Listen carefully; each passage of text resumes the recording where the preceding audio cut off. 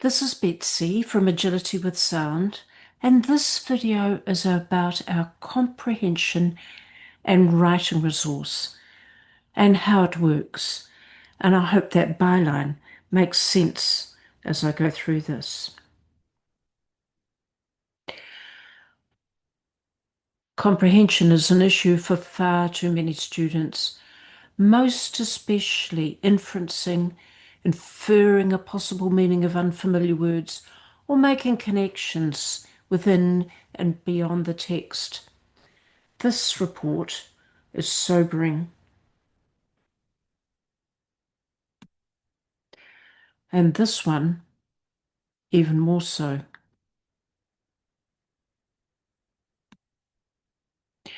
We have students who seem to read the words, but the general gist of the text evades them. And there are others who can do that, but have not developed the higher order comprehension skills, inferencing, empathy with characters and situations, and critical analysis.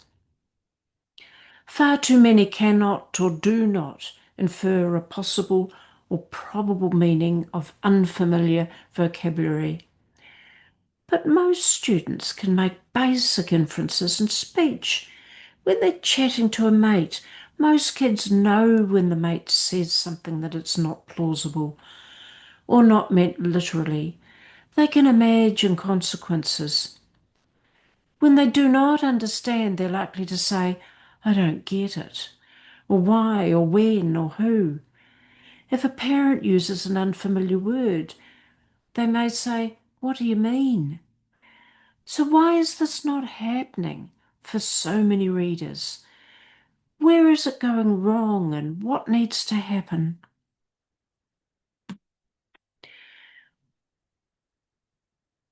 Well, reading text and listening in general conversation are different in multiple ways. There are a number of factors that research has demonstrated to be preconditions for comprehension. Firstly, background knowledge. In most conversations, the participants both understand the general background, what they're talking about. They know the people and the situations. Readers may face unfamiliar settings and experiences, and a lack of background knowledge and understanding is a common issue. That's barrier number one.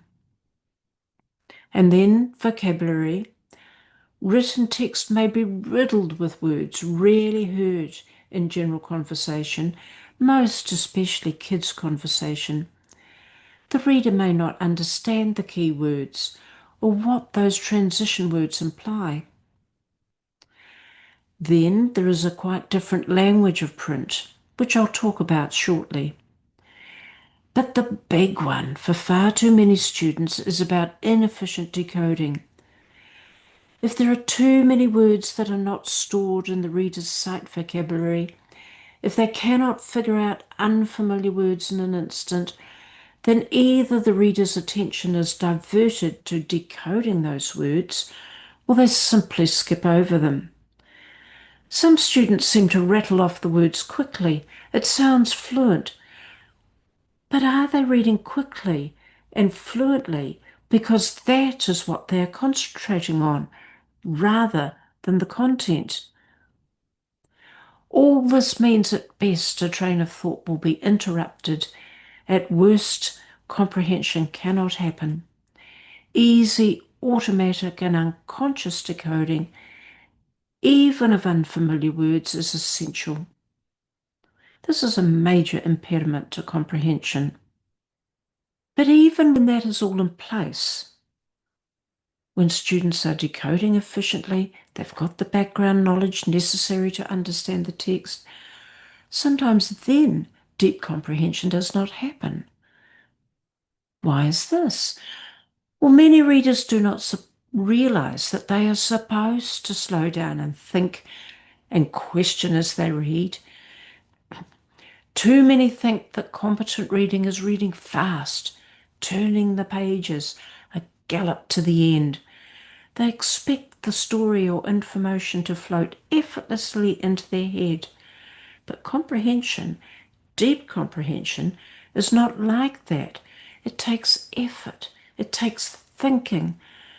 Reading to comprehend deeply means reading slowly, questioning, checking back when necessary, making those connections within and beyond the text as they read.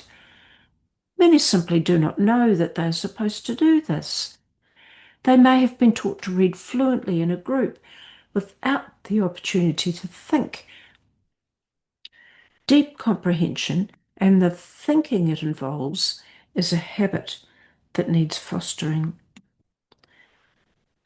But why teach comprehension and writing together? Well, written text is almost a different language. It has sentences with defined structures, structures that are rarely heard in natural conversation, each one about one thought, difficult to interpret if you do not understand how these sentences work. Sentences are organized into paragraphs, each paragraph explaining and expanding on a single idea. Many do not realize that. Punctuation is not about when to breathe, big breaths and little breaths, but students need to know what it is for, how it works, how it aids the comprehension process. Then all those tenses that are rarely heard in speech, what are they about? Learning how to interpret all this is taught through writing, but it is foundational to comprehension. How to comprehend a text is at least partly about understanding how it is written, how the author conveys their thoughts and sentences, their ideas and paragraphs, their message in a whole. This applies to fiction and non-fiction. But beyond that, there is mounting evidence that writing about your learning has a substantial effect on understanding, whether it be comprehending text, making sense of science, figuring out maths problem and the logic to solve them, or what those right-hand turn road rules are about. Writing requires the student to think through the issue, organize their ideas, come to grips with where their understanding is breaking down, and revisit the source. In the case of this comprehension resource, the students are required to monitor their understanding, to make connections, to infer, in order to do the writing. Writing about their reading, especially writing that requires them to make inferences, means that they must take time to ponder, to reflect, to check back, to think. And the evidence is now telling us that writing about your reading builds comprehension much more effectively than questioning, teacher questioning. Habits need building, and that takes practice, practice, and more practice. And besides that, many students find generating ideas a major handicap in their writing. Writing about their reading gives them a framework to do this. So that covers the problem. It needs a practical solution. That solution is not merely about teaching comprehension strategies. It is about dealing with the blocks that research has identified. Limited background knowledge and vocabulary, poor understanding of the language of print, the decoding issues, and simply failing to slow down and think in the process of reading. This means building automatic and unconscious decoding, even of unfamiliar words. We know that words are remembered in the same way to decode as to spell, so any student who is a poor speller will need to develop these ways of thinking. WordChain will do this for you. Students need to learn how sentences and print work. Our sentence book covers this with masses of student activities. And then background knowledge and vocabulary should be built whenever there is an opportunity through the day. But it is not possible to teach all the vocabulary of English, all world knowledge, the myriad of spelling patterns. Students need to become self-teaching. This is a long-established concept in the science of reading. Students must learn how to absorb new vocabulary in the process of reading. They must develop a curiosity about the world around them, and they must develop the habit of noticing how unfamiliar words are constructed as they encounter them. A new digital comprehension resource used in conjunction with WordChain builds all this. It is a resource for older students, year 5 to 10. And it is not only for the very most challenged, but for all students who are far from reaching their potential, for all students who may not succeed at NCEA level 2. It is based on books that are age-appropriate, many of them non-fiction, but high interest, building curiosity. There's plenty of new vocabulary, but with explicit clues to the meaning around the new word, so that readers can work out a probable meaning from context. They're decodable, made up of words the student can decode effortlessly, freeing their mental space to focus on content. There are plenty of inferences to be made, conflicts to consider, judgments to think about. And this digital resource is liberally sprinkled with audio files, guiding the student through the thinking required to comprehend.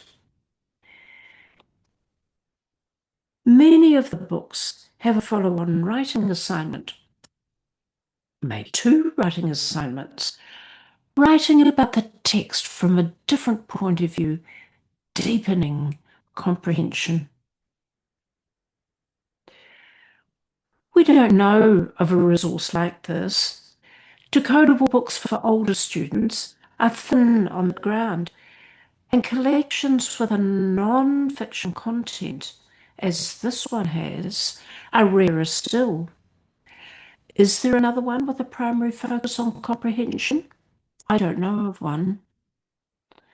We believe this new digital version of the books, where the author speaks to the student as they read, is unique worldwide for any school reading material.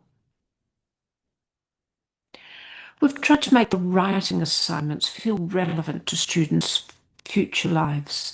There's letters of complaint and submissions and employment application.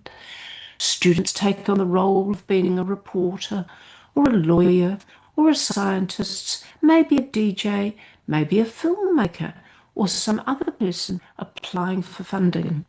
Hopefully, some of the students will say to themselves, I can do that. I can become one of those people.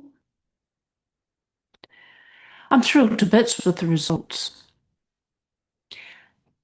These are the EASTL results from a year 5 and 6 classroom after 6 months. Notice how far those languishing on 1A or 1B have progressed in their writing in that time, and the equivalent advances from those further up the scale. That demonstrates student progress in writing. This trial was conducted before the current version of the digital books was available, but you know something is happening when students ask to stay in to finish their reading. So I'm particularly pleased with student engagement discussed by the teacher of that class in this video. And we're getting corresponding results from intermediate schools. So the next video demonstrates how this all works with snippets from the whole resource.